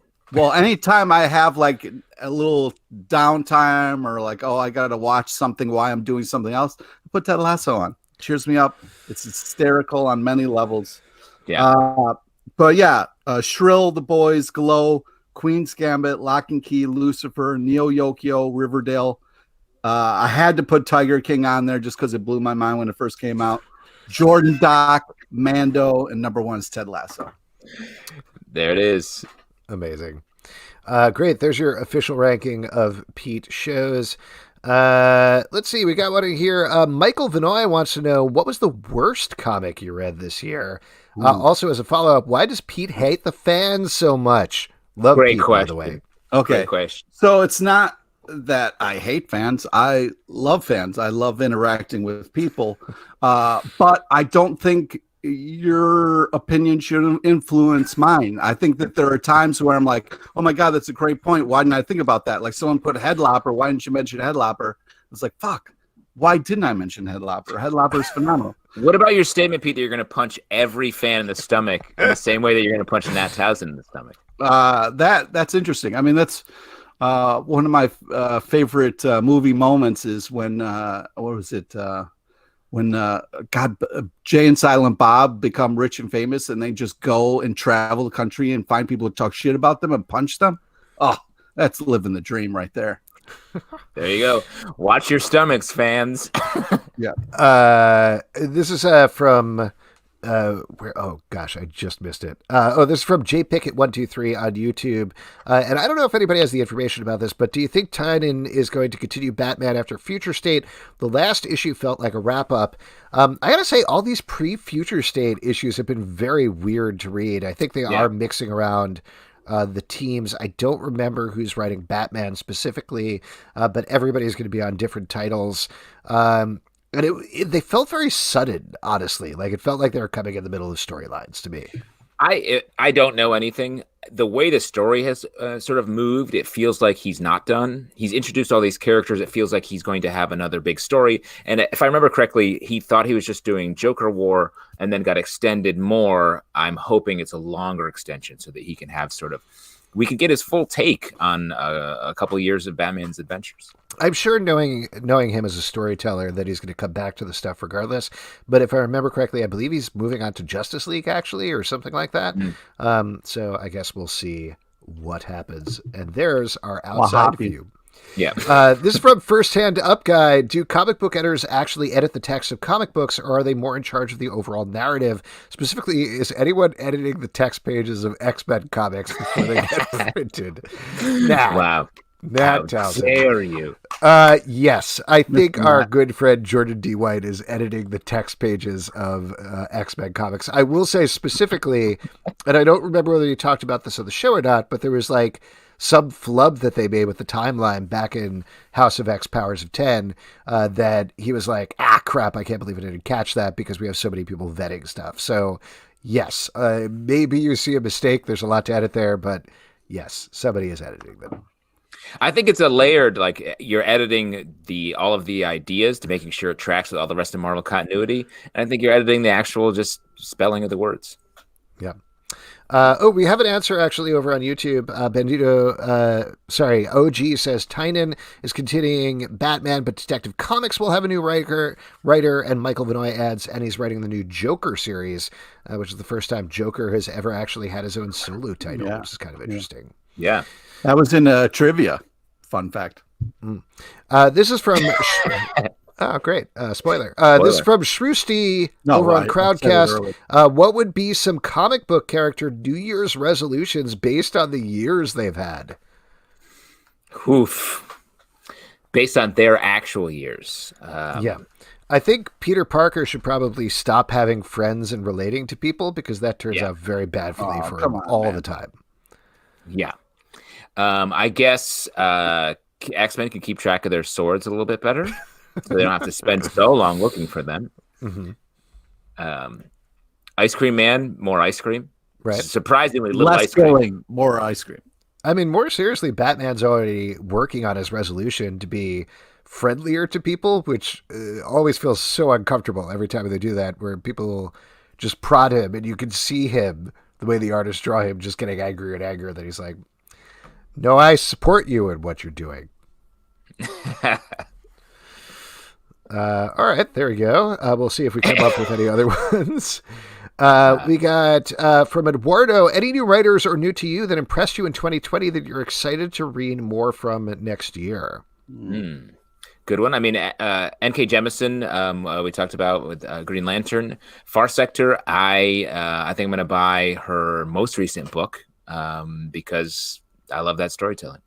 Yeah. That's jumping out of comics. This isn't necessarily a new writer. We had them on the show a year ago, I want to say, but Vidya Ayala has really been upping their profile this year, I think, in a big way, which is very exciting. I also really like Leah Williams' stuff a lot. I know this is both X-Men writers, but I think they've both been very, very good, so I'm excited to see if there's going to be more from either of them. I'm trying to think if there's other new writers that have popped up on the scene. I mean, you mentioned this in the stack last week, but W. Maxwell Prince, who writes Ice Cream Man, has a new series called Ha Ha coming out of Image Comics. I'm so scared for that. Terrifying. Yeah, but that should be cool. It should be cool to see him do something else other than Ice Cream Man. 100%. And Alex, as a clown mate, you must be especially terrified of that. I'm nervous. I'm nervous they're going to get it wrong. I'm nervous they're going to hand it to my wife and she'll be like, that's not how it works. Ooh. Wow. That's how she talks. You have her on the show to review it. Yeah. Oh, Bandito 740 points out. Wait, did they gloss over the worst comic they read this year, or did I blank out? I think we glossed over it. We glossed over it. It's hard to pick a worst. Yeah. The worst comic I read were the comics that I didn't get to read because of the pandemic. Oh, that's very nice of you. Nice. That's very sweet. I'm going to say the X-Men line. Not sweet of you, Pete. Ramsey Hassan says, what do you all think of the DC movies HBO Max announcement of more experimental DC Max films? So this is, I believe, coming off of a New York Times article with the new head of DC Films over at Warner Brothers, where he said they're going to push riskier films like Batgirl and Static Shock to HBO Max. So risky. Yeah, very risky. Batgirl? Yeah, I don't know. And instead push like big budget movies into the theaters, do more TV series, etc., etc. I got to tell you, I got very pissed off about that announcement, though obviously they might change the way they hit things. But how did it hit you guys? What'd you think? I mean, it feels like they're like, we're going to do this. And it's like, yeah, everyone else is doing that, man. Like, you should be doing that. So it felt like such a weird, poorly worded, like many things that the DC universe sort of comes at it. It's like a little stilted, not quite what you want to hear, but like I'm still interested in. I would love to see a Batgirl series or HBO Max movie. Like the fact that you have to couch it in like it's risky, it's diverse because it's a woman is crazy. Static Shock, same thing. It's like just be excited about those stories. Don't put an asterisk next to them when you don't need to. Yeah. Yeah, I'm hopefully excited that they do, whether they stumble across it or whatever. But those characters are great, and if done well, can be amazing. So hopefully that's what happens. We'll see what happens. This is from Pablo D. Martinez. What is 2020 like for comics and pop culture in general? I know that's a big, broad question, but I do think that's a big open one because obviously, we don't know what's going to happen with the pandemic, but a lot of things are changing very rapidly anyway. So what's your prognostication? What do you think is the safest bet or riskiest bet, I guess, of thing that might happen in 2021, pop culture-wise? I think movies are going to be weird for a long time. And I think we're going to be watching stuff. It's so hard to break through now in general. And the fact that now the breakthrough is like a huge budget movie like Wonder Woman 1984 coming out to your television on Christmas Day. It's going to be a ton of event-based stuff like that. Comic book wise, I actually feel like comic books have been surprisingly stable and have been, I think readers have really valued them in a good way that I think will hope to continue that in 2021. I have no fucking idea. I hope that we continue to get great content. There have been a lot of stuff, and it's great to have more time to read stuff. I'm just, I'm kind of losing my mind here. So hopefully, if people could please wear masks and stay safe so we can get fucking past this shit, it would be great. Well, good news. There's now a super strain of the virus that's made its way to America, so I think we should be good for a while. It's good for streaming, is what I think. Yeah. I will say, I mean, to expand on what you're saying, I think we're going to see like continued changes in streaming on TV, even forgetting about the movie side of things. I don't think anything's going to break over the course of the year. I don't think we're going to have a Queepy where things just fall apart necessarily, but either HBO Max's movie experiment is really going to work and they're going to explode in terms of subscribers, or it's not necessarily going to work and we're going to see some rapid changes there by the end of the year. Netflix is definitely reaching like a critical point as well, where everybody looks at it as the go-to streaming service, but can it compete specifically with Disney Plus now that they're crazy ramping up production and they have the Marvel shows? Oh God, he's getting choked up. He's getting choked up. Oh, he just got COVID. Oh, no. Oh. Well, hey. What would you guys do if I died on air?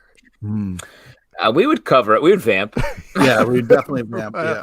Vamp for about an hour and then call my wife. Until your son replaced you. We would vamp until your son came down and assumed the mantle. Exactly. It would be a Lion King moment. Just wanted to read a nice comment over here on YouTube from Hello Newman. Hey guys, happy to see you again. Hope you're all doing well. I really missed the couch episodes. Still have hope for the future. Have a happy and healthy new year. Same thing to you. Very sweet. Couch episodes. Yes, the couch episodes. That is going way back at this point. Let's go to this top question over here. Okay, this is from Joe. Recalling the glory of Capwolf, or when Batman was Dracula in 2021, what superhero heroine would you like to see crossed with a classic monster, and what monster? I feel like this is a trap we're about to fall into. Don't do it. Don't do it.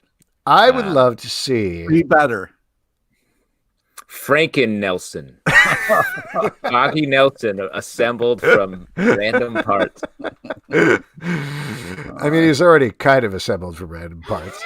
How dare you? What would you want to see, though? What monster character? It's funny you say Capwolf. I think that's such a good example of taking a character that's all like pristine and then giving that vulnerability of going rogue in that way. That's great. Captain Britain Wolf. I'd love to see Dracula Hulk. That seems unnecessary, right? That does seem very unnecessary. Yeah. Or Hulk Wolf. That seems very unnecessary. Any of that. You don't need to add stuff onto the Hulk. Yeah. Well, how about Mummy Galactus? So many bandages. I don't think there's enough bandages in the universe, man. Oh, wow. That's the quest. Yeah. Ooh, Wonderzilla. That's pretty good as well. Here we go. OG says, speaking of Disney Plus, which Marvel, this is over on YouTube. Speaking of Disney Plus, which Marvel and Star Wars series are you most looking forward to in 2021? Oof. I don't know when they're all coming out off the top of my head, but well, I mean, Marvel-wise, we've definitely got WandaVision. We've got Falcon and the Winter Soldier. We've got Loki coming out. Hawkeye, I think, has been kicked to next year at this point, but we might have Miss Marvel, I believe. And I don't remember the other one. What If, as well, I think it's coming out. Yeah. Star Wars-wise, we've just got Book of Boba Fett. Everything else is in development at this point. I mean, I'm definitely looking forward to WandaVision and What If are the two that I'm most excited about there. I'm looking forward to Falcon Winter Soldier the most. Yeah. And just to mention, not to plug something that we're not doing, but we were talking about maybe doing some recaps and episodes for MCU stuff for the TV shows. So stay tuned for that. We got to finish the shit that we already said we were going to do. And then we got to start new shit. No. Hey, Dad, go take a nap. We're doing some fun stuff. No way, man. You guys are fucking the worst, man. Yeah, Doom Patrol. That's what we should be doing. I don't know. Is that a TV show or what's up with that? Oh, fuck yeah. What kind of patrol is that? Some sort of Doom Patrol. That sounds bad. I don't like We can go back and watch it and do fucking eps on that. Is that a Doctor Doom thing? Yep. Is it, do they just move back and forth because they're patrolling? Pete's Punisher Slipper says, New Year resolutions are a bit quaint, but do you have any, or are there any you'd like to see from the publishers or the studios or from your fellow hosts? Wow. Well, I know a lot of people are saying they wish that I would get angrier in the new year, so I'll try to do that. A lot of people, huh? Yeah, a lot of people. That doesn't seem healthy. Yeah, for anybody. I'm going to spend all of 2021 drinking like Pete LePage and see where that gets. Don't recommend it. Man, New Year's resolutions. I don't know. I haven't thought that far ahead at this point. For studios, I mean, this is pursuant to, like, we were just talking about the HBO Max stuff, but there's so much opportunity with the DC stuff. They're already doing it very well in a fun way on the CW. I feel like they're taking all the wrong lessons and trying too hard, and I hope they just take a step back, look at it, and realize, like, we have good things. We have things that work. Let's expand on those versus doubling down on the things that don't work, like $70 million to the Justice League Snyder Cut that they've been very open about. This isn't going anywhere. We aren't continuing that. That's just setting money on fire. So stop setting money on fire and instead Snyder Cut. Yeah, make 3 Stargirl seasons instead of making the Snyder Cut. Exactly, please. My goodness. This is a couple of general TV stuff. Oh, a very nice comment here from Philip Kennedy Johnson, who we should also mention. The Last God is another one that, like, I was right on the edge of adding in. Great book. We're going to keep remembering comic books that we left on this list and feel bad. But always love the show, guys. Thanks for keeping it going through the pandemic. Hope to see the live show again soon, but particularly stream all year. Happy New Year. Keep kicking ass. Very sweet. Very nice. Definitely check out his stuff. For not. It's all right. And 2 TV questions from Nelson Martinez. Any new TV shows that have been announced for 2021 that you're looking forward to? And maybe a tee-up, but Hello Newman says, Season 3 of Cobra Kai is coming out on New Year's Day. Are you psyched about that? Fucking right I am. Oh, man. I was in early, had to do like a trial period with the YouTube Red so I could watch it. And, it's so glorious. I'm very excited. Well, this might be a little bit of a nut flex. Nutflex. Yeah. You've seen, but I have seen the entire season of Cobra Kai. Say one thing. You fucked me on Wonder Woman. Do not do this to me. I liked fucked me on Wonder Woman. It's a good season. It's fun. You're gonna like it. You're gonna have a good time. Don't say a thing. Yeah. Now, when are we doing our top 2 sounders on Comic Book Club? I have we can do the countdown right now. I think number 2 right here is Nutflex. Yes, I love it. Really and good. The number 1 sound effect of the year here on Comic Book Club is sucking on a cheesesteak. It's not great countdown. Second year running. It's great. Yeah, cool stuff. Are there any TV projects other than Cobra Kai that you're looking forward to in the new year, other than the Marvel stuff, other than the Star Wars stuff? I have such a long list of TV projects from last year to keep watching. Yeah. I mean, one thing that I'll mention, I know this is absolutely not with the show, but this is one of my favorite shows on TV. And if you all have Apple TV now, Dickinson on Apple TV, I fucking love that show. It is so good. It is totally not what you think. It's not a period drama or anything like that. It's Haley Steinfeld. Seems like a period drama. Well, it's Haley Steinfeld as Emily Dickinson, but it's basically like a half-hour comedy drama. You would like it. Wiz Khalifa plays Death on the show. She's obsessed with death. It's great. The music is amazing. It's very funny. It's very romantic. It's sad. It's tragic. It's all of the things all at the same time. It takes huge swings. And the second season is coming out. The first one they dumped all at once. The second season is coming out on January 8th, and they're doing 3 episodes, and then they're doing 1 episode a week. The second season is so good. So good. It is one of the best. I had to get a Netflix in there. Yeah, it is. I'm not going to do the sound effect again, but it's definitely like, I will talk about the show incessantly and plug it incessantly because it is one of the most unique, amazing things on TV, and I just want more people to watch it, particularly now that it's going weekly. I think, like, watch the first season. The second season, if you're into it, is going to be an emotional roller coaster for like 7 solid weeks. It's great. Can't say enough good things about it. Got to give it up for the next season of Succession coming next year. Atlanta is supposed to come up with a new season too. That's exciting. So those are faves, and the Marvel stuff. Very excited for that.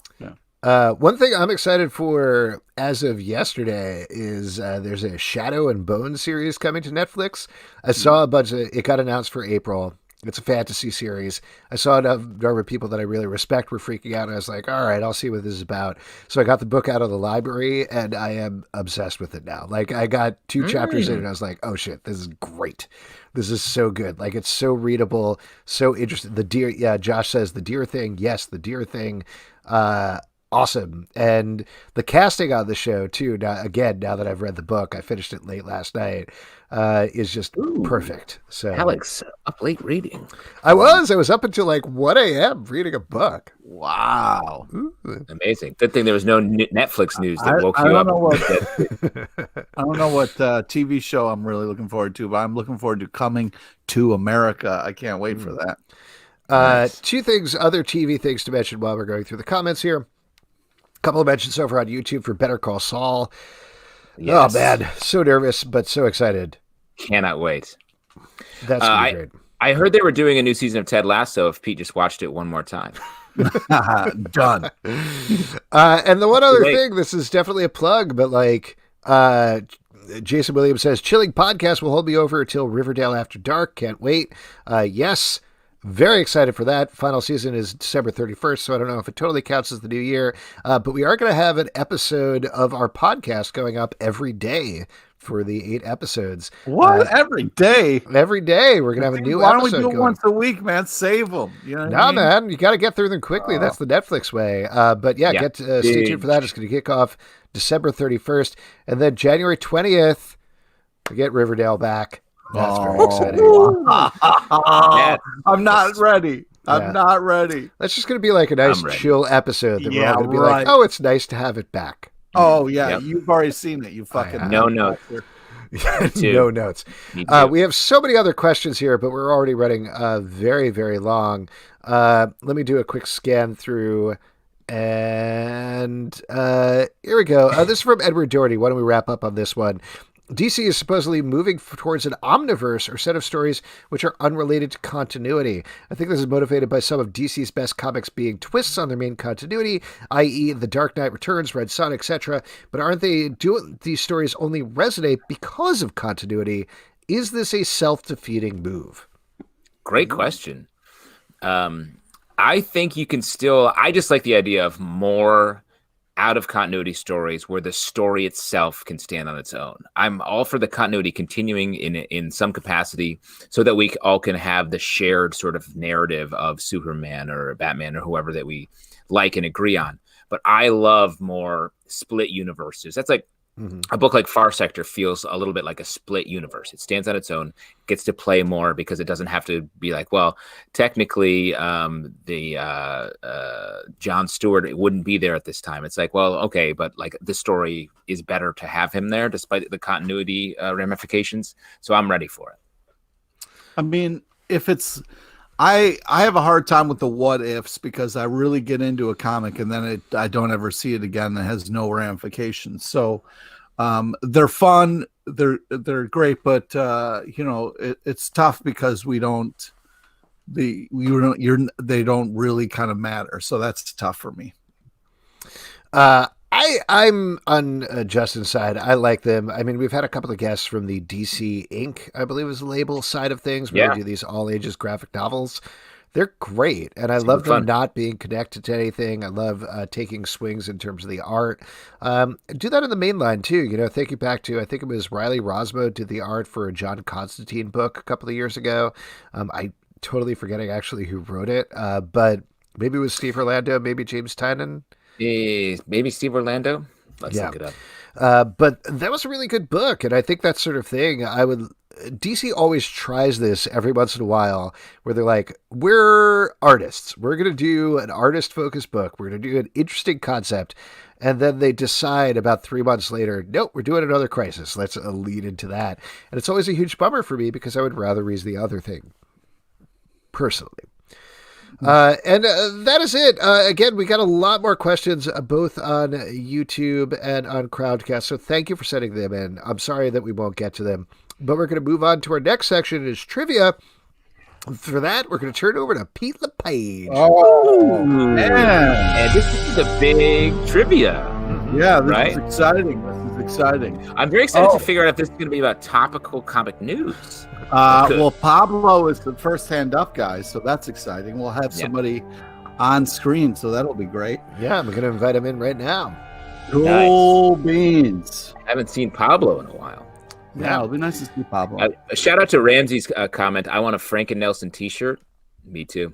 Yeah, absolutely. While Pablo is getting set up here, we'll just mention about trivia. There is a chance for him to win a $25 gift card to Midtown Comics. Pete's going to ask 3 questions.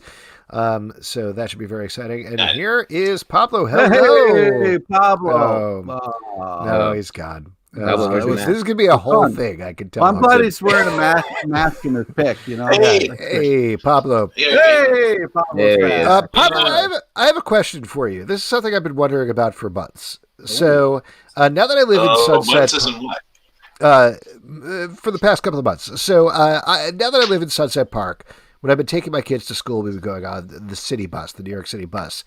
And there is a guy who does the announcement for the city bus who sounds exactly like you when he says, "Hello, customers." So I was hoping, could you say "Hello, customers," and I could just check if you're the announcer for the New York City bus? I'll do my best. Hello, customers. No, it's a different guy. Oh, man. I thought it was Pablo, but it's not. Oh, man. Oh, well. Another one of Alex's mysteries. So. Yeah. I'm like a modern-day Nancy Drew. Yeah, except you don't solve the mysteries. Yes, All exactly. right, here we go. Pablo, $25 will be yours. In honor of Alex, I'm going to do one of his favorite trivias where it's not really trivia, so it drives him insane. Oh, Jesus Christ. Here we go. This is a little bit of a special for the end of the new year.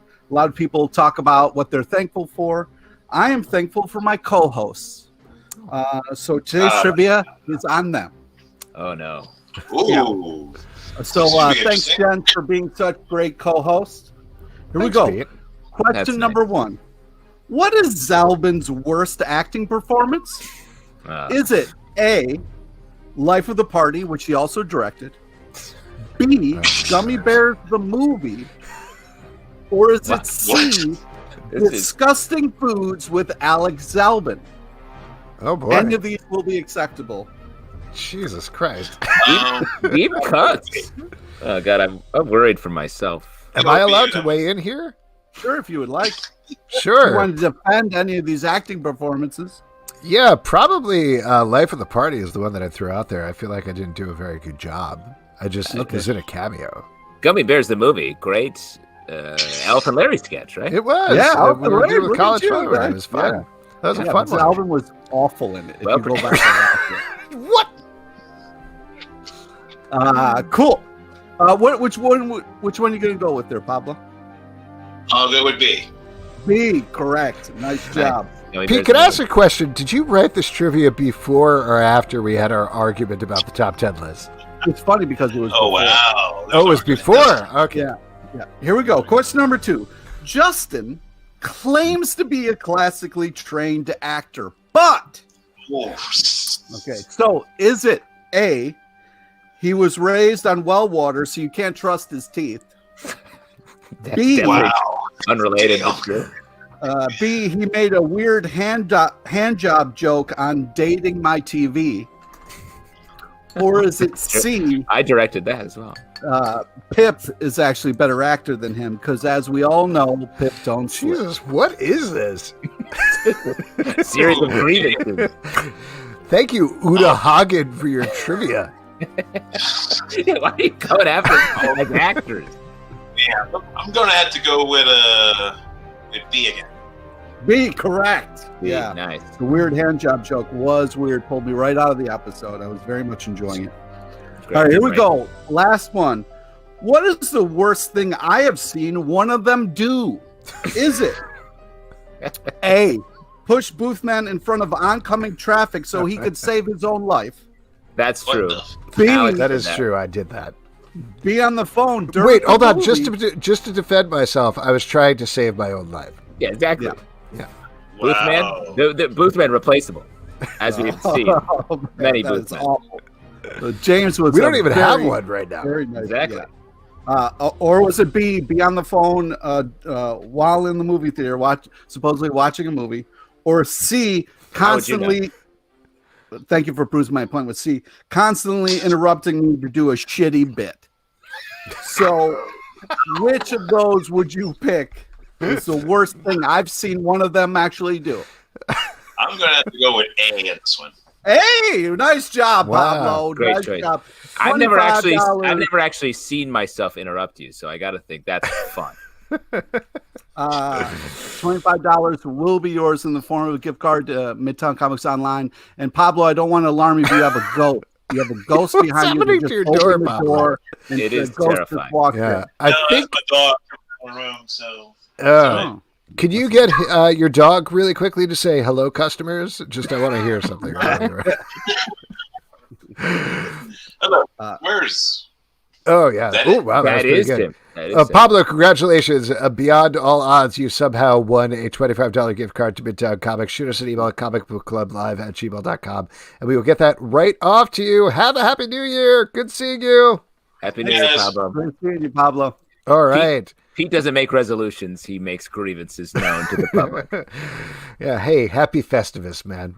Yeah. Hey, you should be thankful. And I wish everybody luck next year. Oh, that sounds like a threat. As we all know, tomorrow is New Comic Book Day, unless you're DC Comics, in which case they're already out. You can go read them. But what are you looking forward to, Pete? I'm looking forward to Boys, Dear Becky number 8 and Usagi Yojimbo Wanderers Road number 2 of 6. Justin, what about you? Great question, Alex. Thank you. I got to give it up for tough call. I'm going to go with Avengers 40. Kicking off a new storyline. Jason Aaron has been able to make the Avengers book seem like mini crossover events over and over again for the last year or so. It feels like big storytelling, big stories. This one looks like it's going to focus on the Phoenix Force, which is going to be fun. That's very cool. I'm looking forward to Monstrous Talk Stories number 2 from Image Comics. Yeah, this is a book that I read in the first couple of issues, loved, for no good reason, completely forgot about. And then we picked up Talk Stories number 1, and I was like, oh, right, this is great. This is such a good world. So I'm very excited to jump back into it. And not all, but most of those titles will be in the Stack podcast that comes to the Comic Book Club feed and also the Stack feed tomorrow. And guys and gals and thems, this is, I think, it for our shows in 2020. There you go. So a couple of things we want to thank, a couple of people we want to thank. We want to thank Tom and Ben from the Blue Podcast for being on the show. We want to thank Keith Lowell Jensen for being on the show.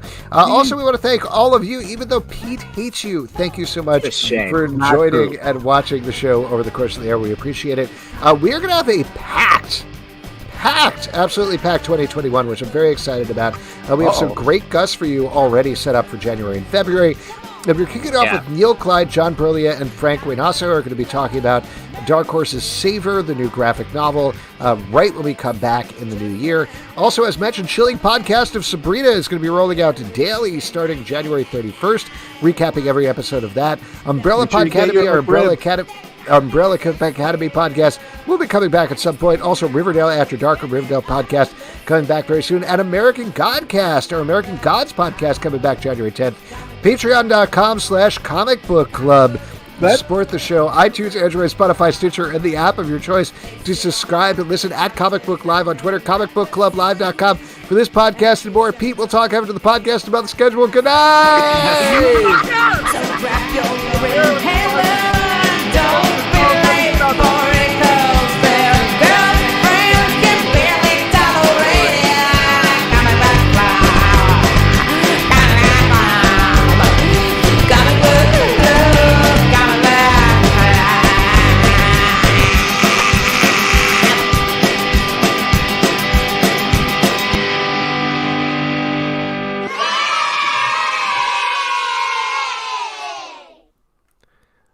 Thanks, everybody. Have a great night. And Good have a night. happy new year. Happy New Year. Go Bills. Yeah. I don't know.